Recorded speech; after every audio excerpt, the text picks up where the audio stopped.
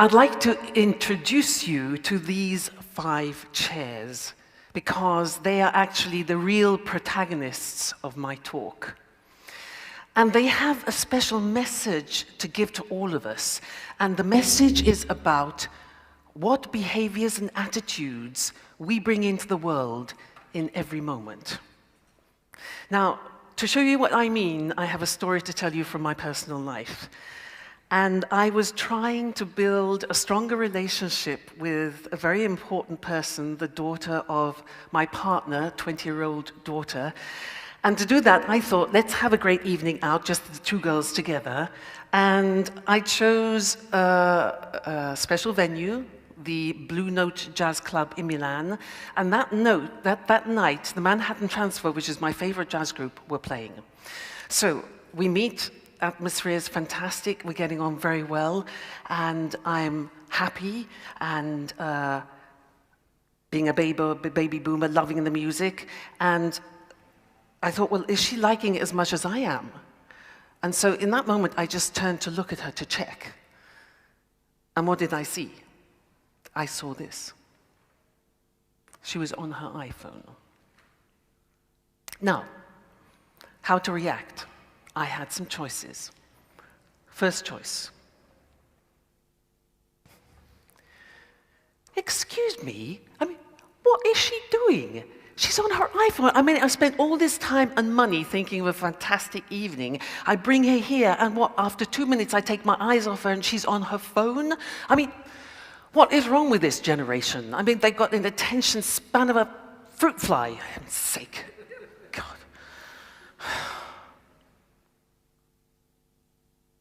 Choice number 2. This was a mistake. Why did I bring her here? She's bored. She's not interested. She doesn't like the music. What was I thinking? Why should she like the music? This is stuff for baby boomers. She probably thinks she's spending the evening with a dinosaur. Oh, God. Choice number 3. Hold your horses. Count to 10. Take a deep breath. Don't jump to conclusions. You don't know what she's doing on her iPhone, so just relax. Take it easy. Have another drink. Choice number 4. Now, you know what's really important for me is that this evening together with it is special, that she feels that after this evening she can really open up to me, she can feel safe with me, and that I'm always an open door for her. That's what's really important for me. And I just hope it's going to happen. I just hope.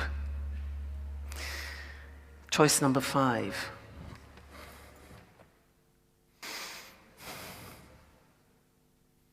What's important for her? What's going on in her world right now? What's important for her? I really would love to connect to her, and what do I need to do that? I was having real problems trying to answer that question, and in that moment, she turned to me and she said, Louise, did you know that this is the only Blue Note in the whole of Europe?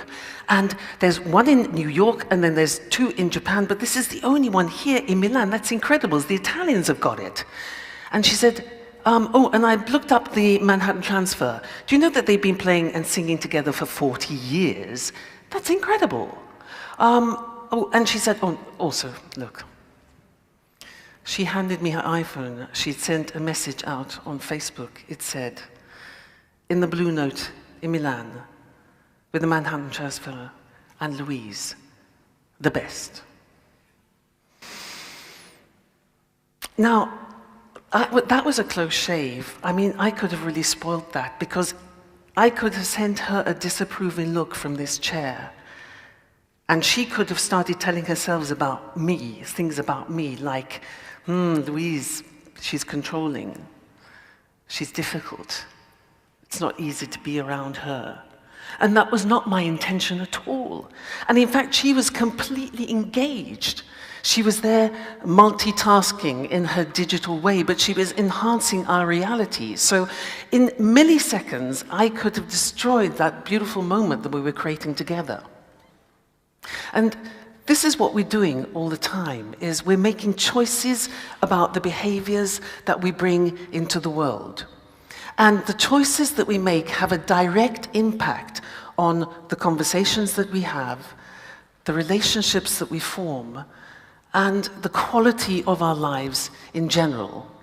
So what can we do at a practical level to help us be more conscious about this? Because we don't get trained in this at school. It's not on the school curriculum, how to behave well, really. So what can we do? Now, the idea of the 5 chairs came to me when I went and attended a 9-day course in nonviolent communication with its late founder, Marshall Rosenberg, an extraordinary man who did so much for world peace. And after that, it sort of changed my life. After that, I decided that it was a message that I needed to get into our workplaces. Workplaces where I spend most of my time being a coach, a facilitator, and a trainer. And also where we produce some of our most questionable behaviors, sometimes toxic behaviors.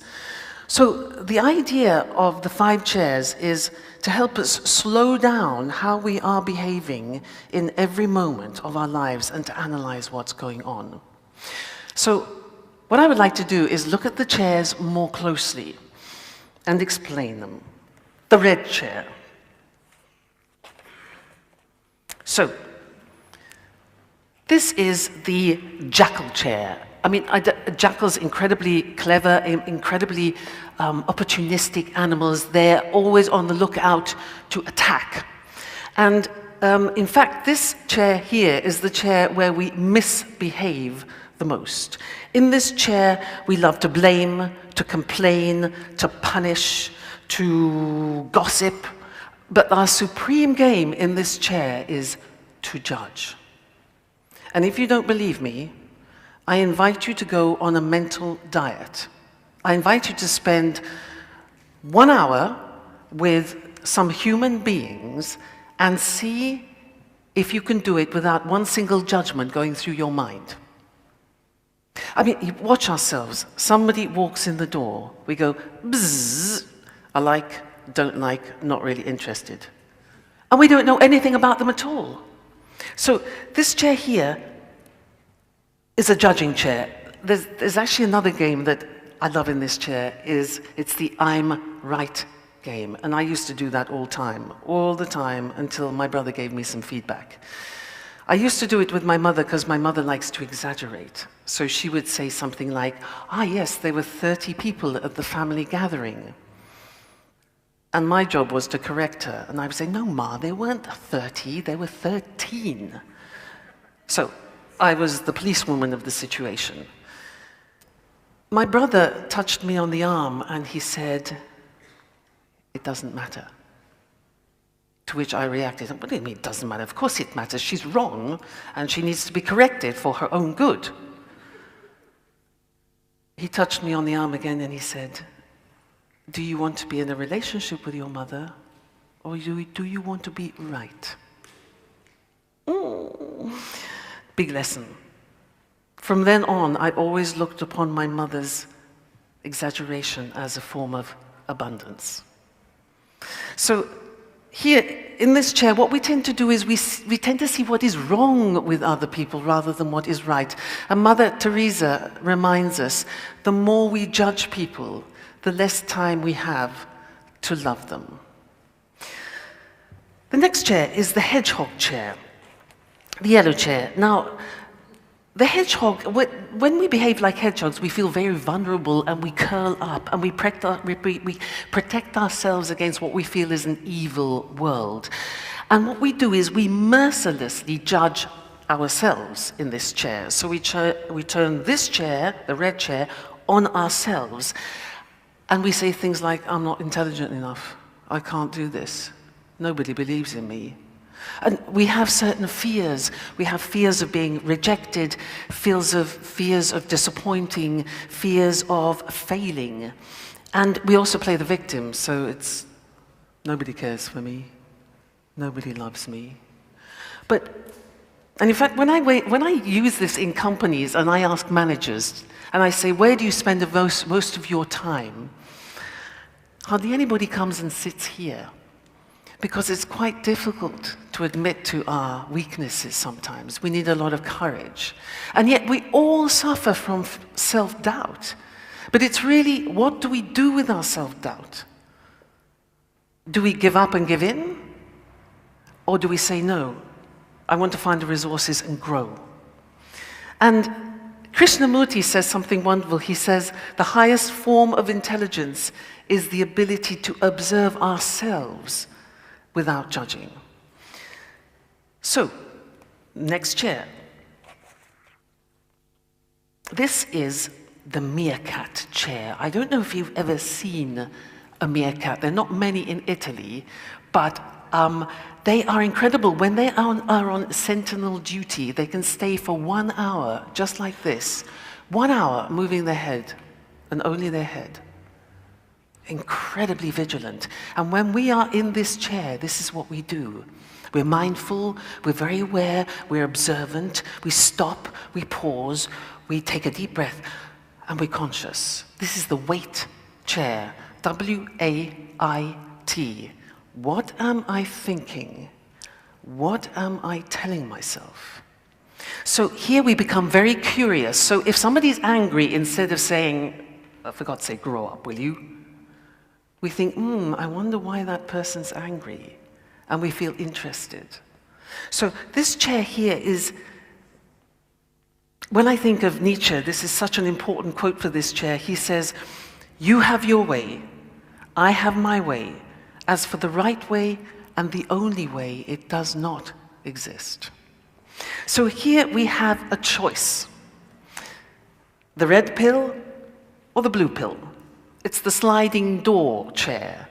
And in this moment, when we make the right choice, we move into successful living. Next chair. Here we go into the world of detect. Now, why detect? Detect because we become detective of ourselves, like Sherlock Holmes of ourselves. We take a magnifying glass and we look at our behaviors. It's a beautiful chair, this, because we become self-aware. We know who we are, we know what we want, we know where we're going. We're not afraid to speak our truth, but we also create our boundaries. We look after ourselves in this chair, but we're very, very powerful. We don't give our power away. Here we give our power away. So here we grow, we become free, we come into our full power, and we become assertive, but not aggressive. So Aristotle said, knowing yourself is the beginning of all wisdom, and we can be here for our whole lives. Why the dolphin? The dolphin, because it's such a wonderful animal, it's playful, it's intelligent, it communicates beautifully. And when I think of the dolphin, I think of us at our very best as human beings. So, next chair.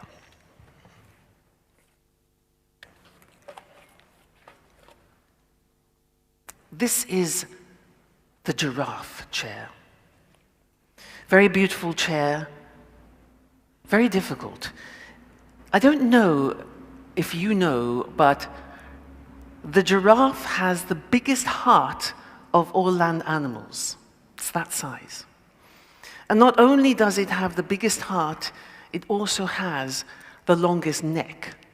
So it has incredible vision. And so when we are in this chair, we are displaying empathy and compassion and understanding. And in this chair, we put our egos on the back burner. And we listen to people. We hold people in our presence. And we care for them. And stepping into somebody else's shoes and understanding them is a great act of generosity. Abraham Lincoln once said, I don't like that man, I must get to know him. And so in this chair, it's an invitation to look at other perspectives, to embrace other realities, to embrace diversity, and to become tolerant. And the most important question in this chair is, what is important for him or her in front of me? And the intention in this chair is to stay connected whatever happens. So, these are the chairs. Now, how do we translate this into daily life? Well, you can imagine if you go to work, maybe you can go and you give a presentation and it goes really well, so you're here. You think, great, fantastic. Then maybe you have a meeting and things go badly and we sink into these chairs. Now, our challenge every day is to understand how to find a balance between sitting here and sitting here. Because if we're sitting here, life is not that happy. But if we're sitting here in these chairs, we're more rational, we're more open, we're more intelligent, we're more thoughtful. So, something that really moved me very, very deeply when I first read it was this. Viktor Frankl, in his book, In Man's Search for Meaning, said, "Everything can be taken from man, but one thing, the last of human freedoms, to choose our attitude in any given set of circumstances." This is so powerful. So when you next want to snap at your children, or argue with your partner, or punish someone at work, try and come into this chair here and think. And if, by chance, you end up in this chair, which very often happens, can we find the courage to say, "I'm sorry," and make everything right again? So, my invitation to you is to take these chairs home with you. Play with them. Make them your own. Teach them to your kids. They get this immediately. Put 5 of them in the boardroom at work and watch how your meetings will improve.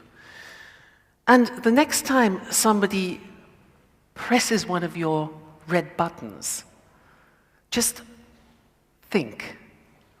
5 chairs, 5 choices. Can we all commit to making our homes, our workplaces, and this world a better place, one behavior at a time? Thank you. Thank you. Thank you. Thank you, thank you, thank you.